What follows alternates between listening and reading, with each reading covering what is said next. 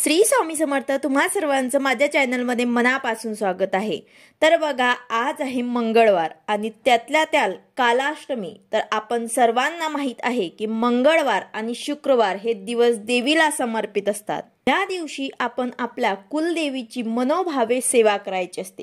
मंगळवार आणि शुक्रवार या दोन्ही दिवशी जे जमेल ते सेवा तुम्ही तुमच्या कुलदेवीची नक्कीच करा, जेणेकरून तुमच्यावर कुलदेवीचा आशीर्वाद राहील आणि तुमच्या संसारिक कौटुंबिक जीवनात जे काही अडथळे येतात, जसे की मुलांबद्दल असो किंवा विवाह होत नाही, नोकरी मिळत नाही, पतीच्या प्रगतीमध्ये बाधा, संतान प्राप्ती, आर्थिक अडचण, अशा बऱ्याच अडचणी येतात। त्याचं कारण आहे की तुमच्या घरात कुलदेवीची सेवा होत नाही। देवीचा मान सन्मान, तिची ओटी भरणे हे सर्व आपल्याला एक वर्षामध्ये एकदा तरी तिच्या मूळ स्थानी जाऊन करून यायचं असतं, जेणेकरून देवीचा आशीर्वाद तुम्हाला मिळेल आणि तुम्हाला कुठलेही अडथळे येणार नाही। अगदी प्रत्येक महिलाला असं वाटतं की माझा मुलगा, पती किंवा सर्व कुटुंब सुखात राहावं, सगळं सुख समृद्धी ऐश्वर माझ्या कुटुंबाला मिळावं। तसं तर बघा, आयुष्य म्हटलं म्हणजे सुख दुःख हे येतच असतात, पण जेव्हा संकटांचे दिवस येतात, दुःखांचे दिवस येतात, त्यातनं कधी कधी आपल्याला असं वाटतं की बाहेर निघायला मार्ग सुचत नाही। एक संकट गेलं का दुसरं येत असतं। तुमचं काही उद्योग धंदा असेल, दुकान असेल, तो चालत नाही, किंवा मुलांचे लग्न होत नाही, स्थळ येतं पण जमत नाही, किंवा लग्न झालं तरी मुलगी तुमच्याकडे आहे, किंवा संतान प्राप्तीसाठी तुमच्या मुलांना काही प्रॉब्लेम होते, नोकरीमध्ये अडथळे, अशा बऱ्याच अडचणींमधनं तुम्हाला बाहेर निघता येत नाही। आयुष्यभर कष्ट करून सुद्धा हातात काहीच नाही, कष्ट करतोय पण त्याला म्हणावं तसं यश मिळत नाही। अशा अडचणींमध्ये, संकटांमध्ये जर तुम्ही असाल तर कुठेतरी तुमच्या कुलदेवीची, कुलस्वामिनीची सेवा तुमच्याकडनं कमी पडत आहे। त्यासाठीच मी तुम्हाला एक प्रभावी उपाय सांगणार आहे। तुम्हाला तुमच्या कुलदेवीला एक वस्तू अर्पण करायची आहे, जेणेकरून तुमचे कुठलेही अडलेले कामं असतील ते नक्कीच मार्ग लागतील। तर यासाठीच व्हिडिओ पूर्ण बघा, जेणेकरून तुम्हाला संपूर्ण माहिती मिळेल। जर तुम्ही चॅनलवर नवीन असाल तर चॅनलला सबस्क्राइब करायला मात्र विसरू नका आणि व्हिडिओला लाईक करायला मात्र विसरू नका।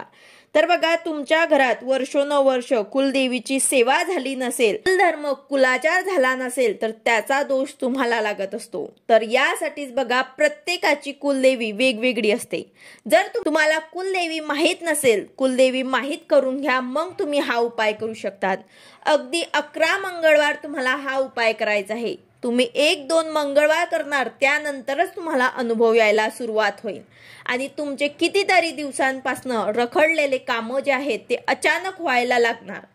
घरात आजारपण असेल तर तो जाणार। आपल्या प्रत्येक इच्छासाठी आपण वेगवेगळे उपाय करत असतो, पण हा जो उपाय आहे जर तुम्ही केला तर तुमच्या वेगवेगळ्या अडचणींसाठी वेगवेगळे उपाय करण्याची तुम्हाला गरज पडणार नाही। हा एक उपाय केल्यानेच तुमचे सर्व कामं होऊ लागतील। तर हा उपाय महिलांनी किंवा पुरुषांनी दोघांनी केला तरी हरकत नाही। तर या उपायासाठी तुमच्या देवघरात तुमच्या देवीची मूर्ती, तुमच्या कुलदेवीचा टाक नाही तर फोटो असणं गरजेचं आहे। याशिवाय हा उपाय, ही सेवा तुम्ही करू शकणार नाही। तर या तिन्ही पैकी काहीतरी असायलाच हवं। काहीही चालेल, हे सर्वात महत्त्वाची गोष्ट आहे, हे लक्षात घ्या।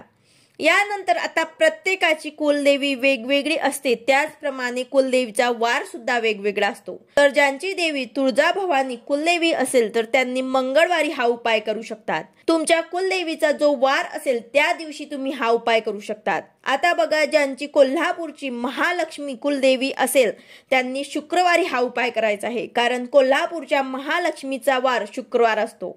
देवीचा जो वार असेल त्या दिवशी तुम्हाला हा उपाय करायचा आहे। आता वार कसं करणार, तर जिथे तुमची कुलदेवी आहे मूळ स्थानी जाऊन तिथे तुम्ही विचारू शकता, त्याचप्रमाणे तुम्हाला हा उपाय करायचा आहे। तर या उपायासाठी तुम्हाला सकाळी देवपूजा झाली की प्रत्येक मंगळवारी किंवा शुक्रवारी किंवा तुमच्या कुलदेवीचा जो वार असेल त्या दिवशी तुम्हाला तुमच्या कुलदेवीच्या टाकावर किंवा मूर्तीवर किंवा फोटोवर अभिषेक करायचा आहे। साध्या पानाने केला तरी हरकत नाही, पंचामृताने केला तरी सुद्धा चालेल। आठवड्यातून एकदा तरी तुम्हाला अभिषेक करायचा आहे आणि देवीची हळदी कुंकू, अक्षता, फुलं वाहून पंचोपचार पूजा करायची आहे। तसेच कुलदेवीच्या वारी कुंकुमार्चन आवर्जून करा। तुमच्या कुलदेवीच्या फोटोवर, टाकावर, मूर्तीवर जे असेल त्यावर तुम्हाला कुंकुमार्चन नक्कीच करायचं आहे। याने काय होईल की कुलदेवीची शक्ती जी आहे ते जागृत होईल। कुलदेवी आहे पण तिची शक्ती जी आहे ते जागृत होणं महत्त्वाचं आहे। ते कायम जशी जशी जागृत होईल, शक्ती जशी जशी वाढेल तसे तसे तुम्हाला अनुभव येऊ लागतील। हे सर्वात महत्त्वाची गोष्ट। आता कुंकुमार्चन करायचं म्हणजेच काय तर 108 वेळा असं नाही। तुम्हाला वेळ नाही तर तुम्ही 11 वेळा कुलदेवीचा मंत्र म्हणा आणि 11 वेळा कुंकुमार्चन जे आहे ते देवीच्या टाकावर अर्पण करा। तर अशा प्रकारे सुद्धा तुम्ही करू शकतात। आता यानंतर आता कुलदेवीला एक वस्तू सुद्धा तुम्हाला अर्पण करायची आहे। या वस्तूशिवाय देवीचा मान सन्मान सुद्धा अपूर्ण मानला जातो, ते म्हणजेच तांबूल। कुलदेवीला तांबूल अर्पण करणं हे अत्यंत महत्त्वाचं आहे।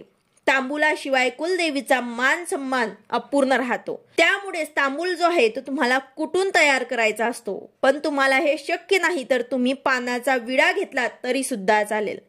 जिथे पूजा साहित्य मिळते तिथून तुम्हाला 2 विड्याची पानं घ्यायची आहे आणि त्यावर थोडंसं चुना, थोडं काथा, त्याचबरोबर विलायची आणि थोडी बडीशेप तसेच केशर, 2-3 काड्या केशराच्या हे टाकून तुम्हाला साधा एक विडा तयार करायचा आहे।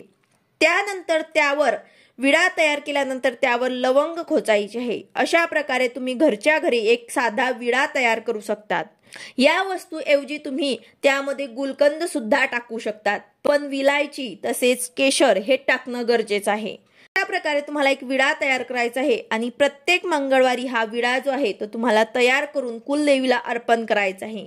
देवीला प्रार्थना करायची आहे, जे काही तुमची अडचण असेल, जसं माझा हा धंदा आहे, व्यवसाय चालत नाही आहे, मी 11 मंगळवार तुम्हाला हे अर्पण करेल, हे काम माझं होऊ द्या, माझी अशी अडचण आहे हे दूर होऊ द्या, असं बोलून तुम्हाला संकल्प घेऊन पहिल्या मंगळवारी तुम्हाला संकल्प घ्यायचा आहे आणि हे वस्तू जे आहे ते देवीला अर्पण करायची आहे।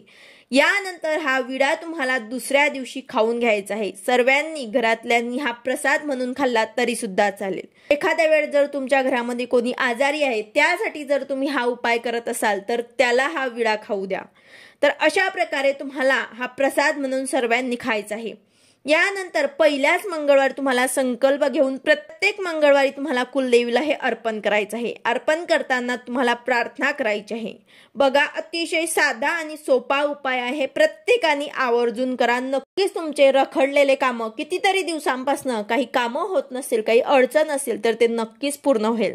जर तुम्ही कुलदेवीची सेवा करणार तर तुमच्यावर ते कायमस्वरूपी कुलदेवीचा आशीर्वाद राहील आणि तुमच्या घरामध्ये सर्व सुख समृद्धी नांदेल, भरभराट होईल, तुमच्या कुठल्याही प्रकारच्या अडचणी राहणार नाही। व्हिडिओ आवडला असेल तर लाईक करा, शेअर करा, सबस्क्राईब करा। भेटूया अशाच नवीन व्हिडिओ सोबत। श्री स्वामी समर्थ।